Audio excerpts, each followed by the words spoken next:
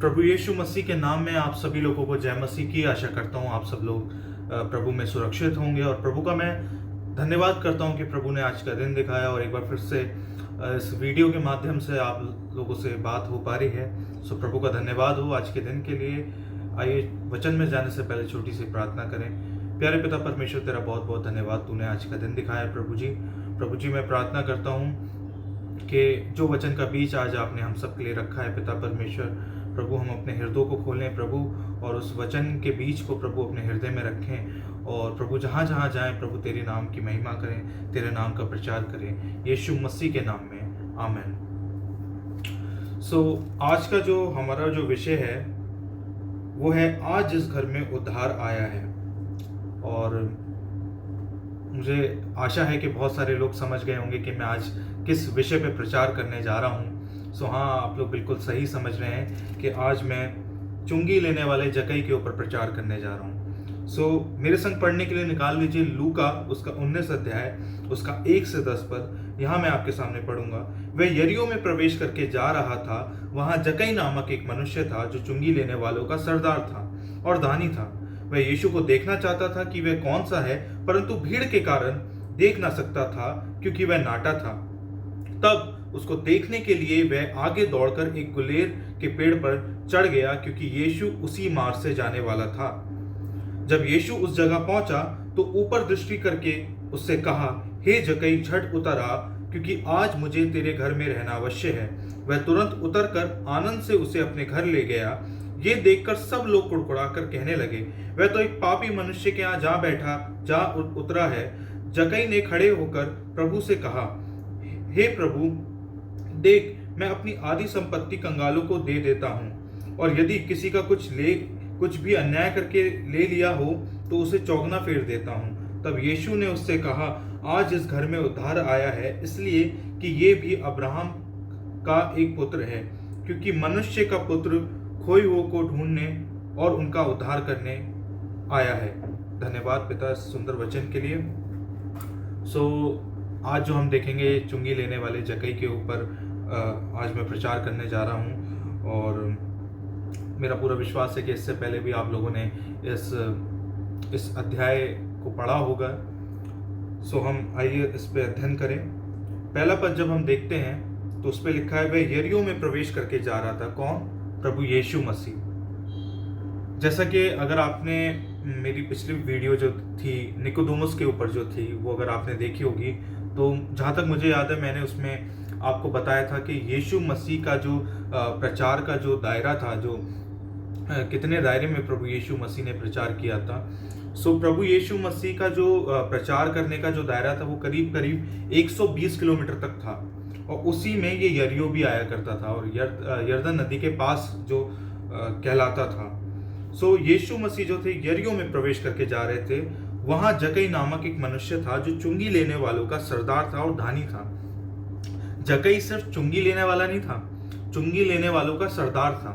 और मैं आपको थोड़ा सा बताना चाहता हूं कि उस वक्त के जो चुंगी लेने वाले थे, जिसको अंग्रेजी में टैक्स कलेक्टर कहा जाता है, वो किस प्रकार के हुआ करते थे।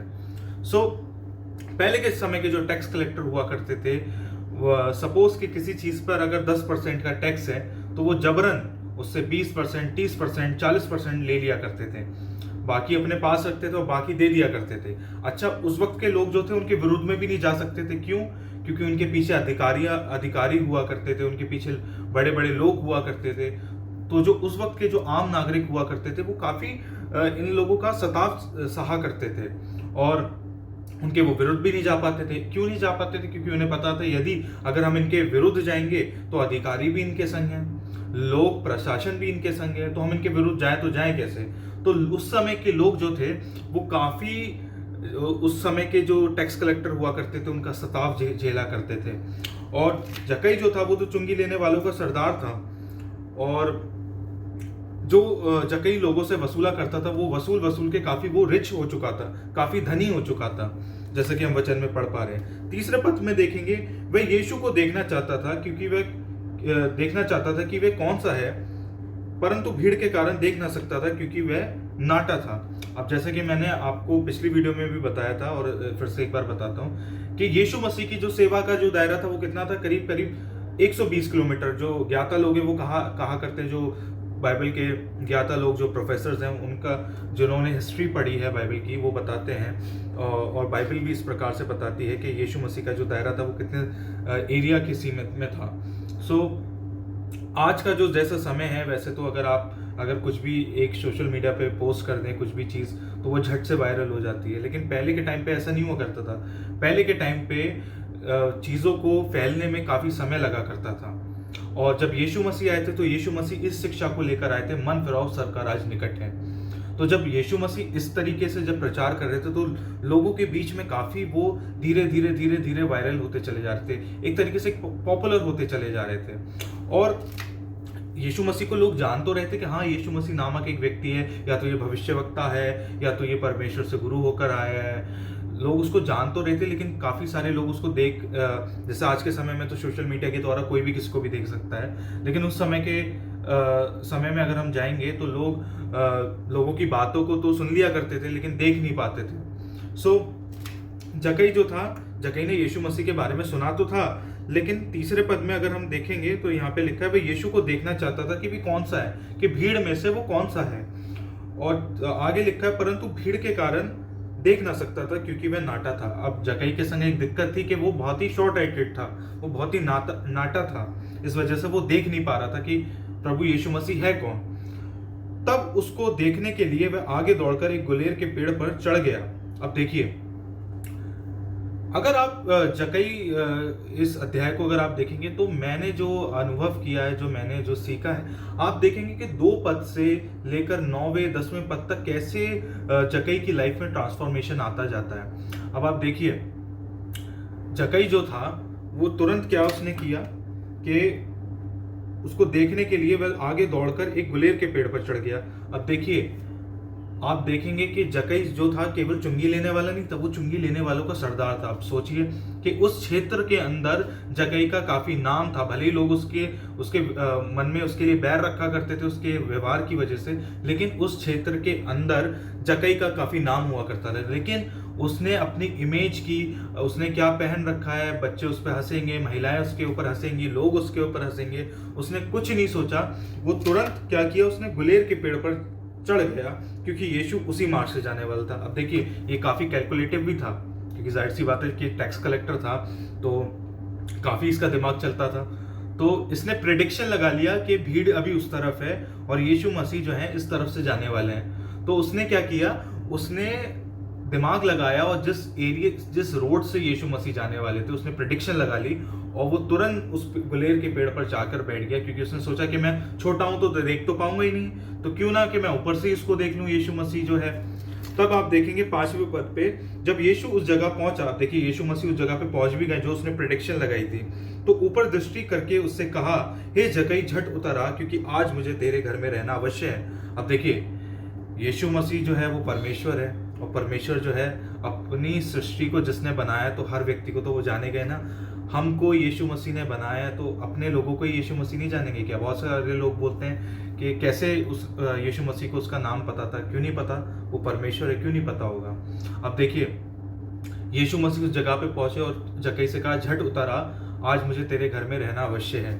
और अब आप देखिए 6 पद में लिखा है, वह तुरंत उतर कर आनंद से उसे अपने घर ले गया। आप देखिए, एक व्यक्ति जो लोगों के ऊपर एक पैसा नहीं छोड़ सकता था, अब वो आनंद से भर गया और अब उसे क्या किया, अपने घर ले जा रहा है प्रभु यीशु मसीह को। 7वें पद में देखेंगे, ये देखकर सब लोग कुड़कुड़ा कर कहने लगे, वह तो पापी मनुष्य के यहाँ जा उतरा है। अब ये लोग कौन है? ये लोग वही हैं जब यीशु मसीह चला करते थे तो जाहिर सी बात है उनकी टीचिंग के कारण, उनके हीलिंग के कारण लोग उनके पीछे चला करते थे। अभी तक तो यीशु मसीह के संग चल रहे थे तो ठीक है।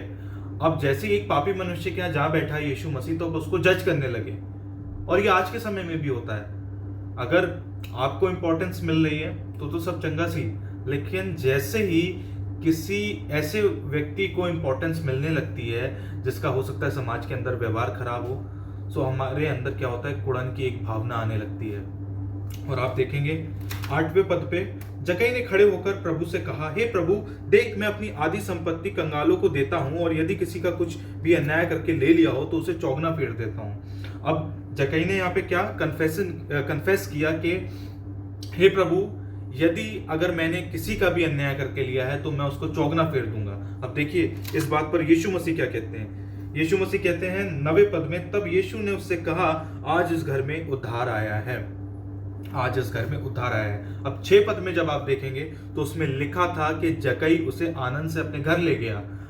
अब जब यीशु मसीह को घर ले गया तब तो यीशु मसीह ने नहीं बोला कि आज इस घर में उद्धार आया। यीशु मसीह तो साक्षात परमेश्वर है, परमेश्वर किसी के घर में गया तो यीशु मसीह ने नहीं बोला आज इस घर में उद्धार आया।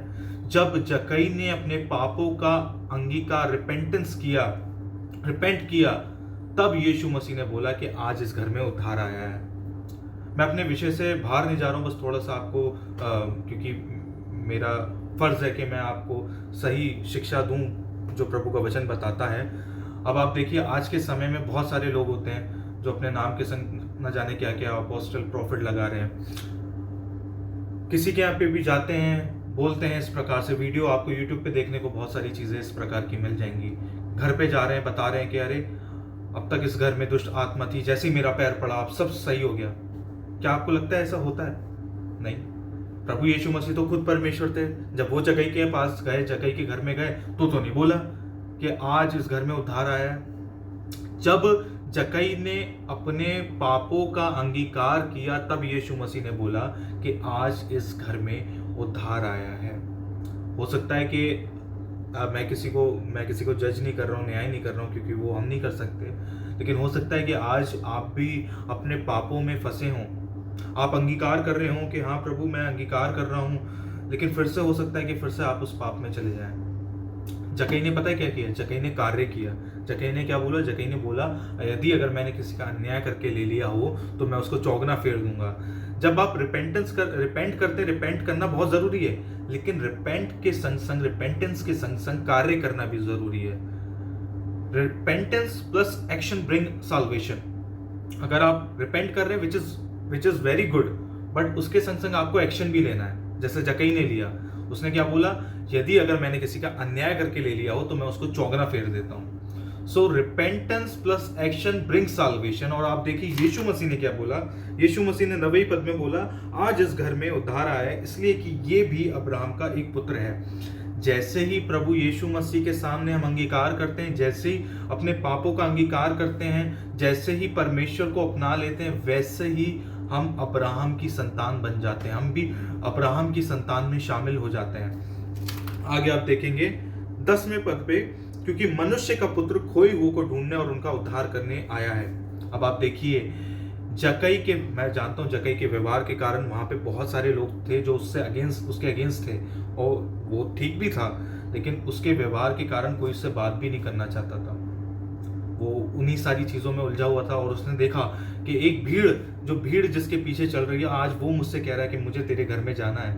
वो एकदम से आत्मा में व्याकुल हो गया होगा।